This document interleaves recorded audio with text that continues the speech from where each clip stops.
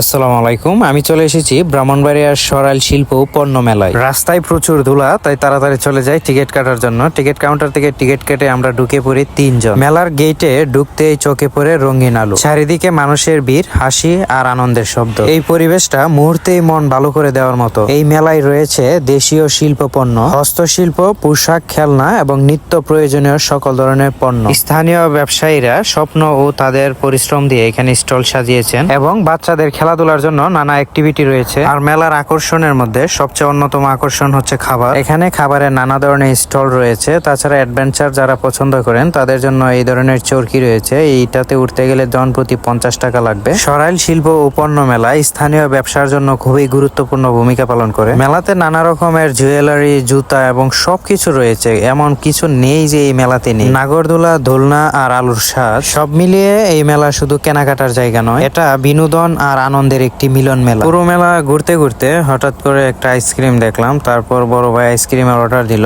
যেটা ফল দিয়ে বানানো হয়, এবং এটা ট্রাই করলাম। খুবই ভালো ছিল। দাম ছিল 50 টাকা। এই মেলাতে মহিলাদের জিনিসপত্র বেশি থাকার কারণে এই মেলাতে মহিলারও অনেক বেশি। জুয়েলারি থেকে শুরু করে হস্তশিল্প, পোশাক শিল্প সবকিছুই ছিল মহিলাদের জন্য। রাতের আধারের লাইটিং এ এই দৃশ্যটা খুবই সুন্দর ছিল। তাছাড়া মেলাতে আপনি বিভিন্ন ধরনের আচারের আইটেম পেয়ে যাবেন। পাশাপাশি অ্যাডভেঞ্চারের জন্য সবচেয়ে বেশি রোমাঞ্চকর হচ্ছে এইটা, খুবই ভয় লাগে। আর একজন দেখেন হেলমেট পরে বসে আছে, সেফটি ফার্স্ট। মেলাতে উপভোগ করার মতো আরো অনেক কিছু রয়েছে, যেগুলো আপনাদের সামনে তুলে ধরতে পারলাম না। যদি সময় থাকে তাহলে একবার এসেও ঘুরে যান মেলায়।